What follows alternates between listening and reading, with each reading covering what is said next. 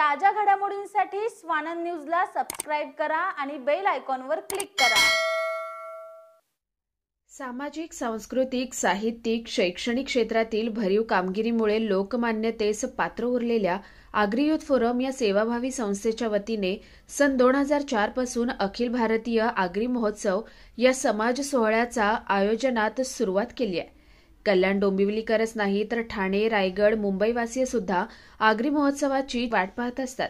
असा 20वा अखिल भारतीय आगरी महोत्सव यंदा 10 ते 17 डिसेंबर या कालावधीत श्री संत सावळाराम म्हात्रे क्रीडा संकुल डोंबिवली येथे संपन्न होणार असल्याची माहिती आगरी युथ फोरमचे अध्यक्ष गुलाब वजे यांनी पत्रकार परिषदेत दिली आहे। या महोत्सवाचा उद्घाटन सोहळा महाराष्ट्राचे नवनिर्वाचित मुख्यमंत्री देवेंद्र फडणवीस, उपमुख्यमंत्री एकनाथ शिंदे यांच्या हस्ते व इतर मान्यवरांच्या प्रमुख उपस्थितीत मंगळवारी 10 डिसेंबर रोजी सायंकाळी संपन्न होणार आहे। या उद्घाटन सोहळ्यासाठी समाजातील ज्येष्ठ नेते, आजी-माजी लोकप्रतिनिधी, सामाजिक कार्यकर्ते उपस्थित राहणार आहेत। हा महोत्सव विधानसभा व लोकसभेच्या हिवाळी अधिवेशन काळात होत असल्यानं सर्व लोकप्रतिनिधी हे महोत्सव कालावधीमध्ये आगरी महोत्सवाला शुभेच्छा भेट देणार आहेत। अखिल भारतीय आगरी महोत्सव म्हणजे एक आनंदाची पर्वणी। या आनंदाच्या पर्वणीमध्ये मनमुराद आनंद लुटण्यासाठी प्रचंड जनसागर उसळण्याची शक्यता आहे।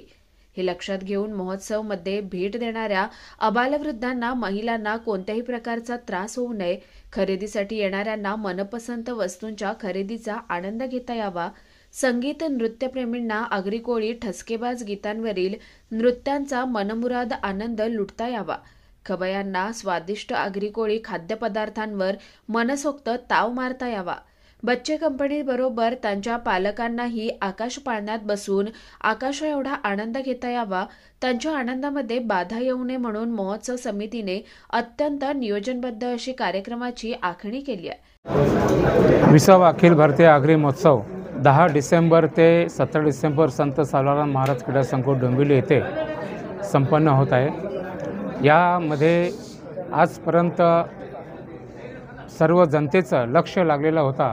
त्याची आज 10 तारखेला सर्वांना त्याची माहिती देण्याचं कारण आज ही पत्रकार परिषद होती। या कार्यक्रमामध्ये महाराष्ट्राच्या सर्व भागातील लोक येत असतात आणि त्याचबरोबर तिथे भागही घेत असतात आणि इथे येणारा जो लोक आहे, सर्व मंडळी आहेत, त्यांना सुव्यवस्था असावी, त्याचबरोबर त्यांना ही माहिती द्यावी की इथे असणारा कार्यक्रम कुठल्या कुठल्या प्रकारचे आहेत। या माध्यमातून देणं आमचं कर्तव्य, ते आम्हाला सहकार्य करतात। त्याचबरोबर इथे जे काही दररोजचे जे काही कार्यक्रम होतात हे समाजाला किंवा साहित्य क्षेत्रामध्ये, सर्व क्षेत्रामध्ये असलेले धरून आपण करत असतो आणि निश्चितच त्याचा फायदा संपूर्ण जनतेला होत असतो।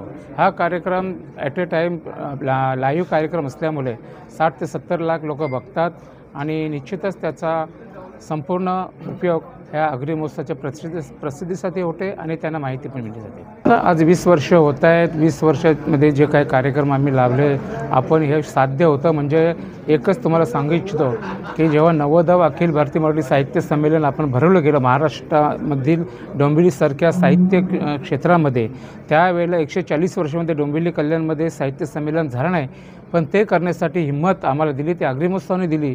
त्याच्यामुळे हा एक मोठा पुरावाच आहे, तो अचिव्हमेंट आमची। आणि आता याच्या बाबतीमध्ये आम्हाला पूर्णपणे जाणकारी नसल्यामुळे आम्ही आताच याविषयी काही बोलणं बरोबर नाही आहे। त्याची जाणकारी काय, नक्की काय, कारण कोर्टातला निर्णय आहे आणि माहिती मगाशी सांगितलं आहे मी, कोर्टाचा निर्णय जो असतो तो कसा आहे ते बघितल्याशिवाय। परंतु याच्या आधी आम्ही आगरी युथ फोरम या संस्थेने कल्याण डोंबिवलीमध्ये 78,000 बांधकामांचा मोठा इश्यू झाला होता।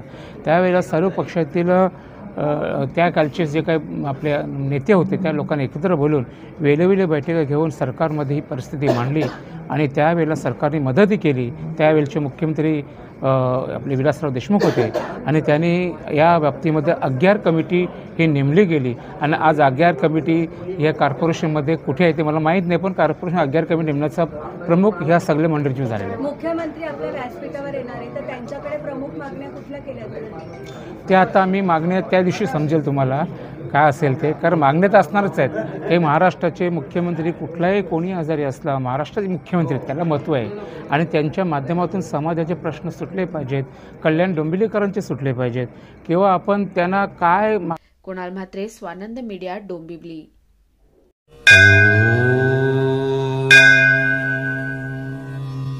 श्री साई समर्थ ज्योतिषालय, astrologer and palmist Pandit T.S. Bhattar गुरुजी.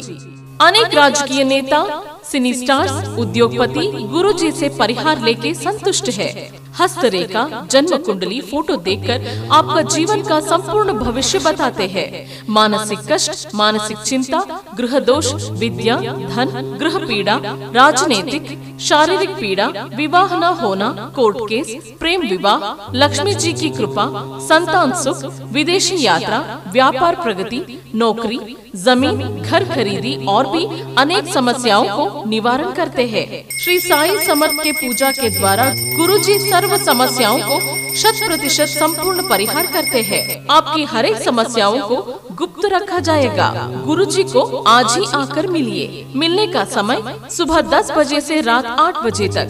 खायम पत्ता श्री साई समर्थ ज्योतिषालय, पंडित T.S. भट्टर गुरुजी, राम मारुति रोड, राजमाता वड़ा पाव बाजू में, Thane west, Mumbai. Mobile number 7709282966.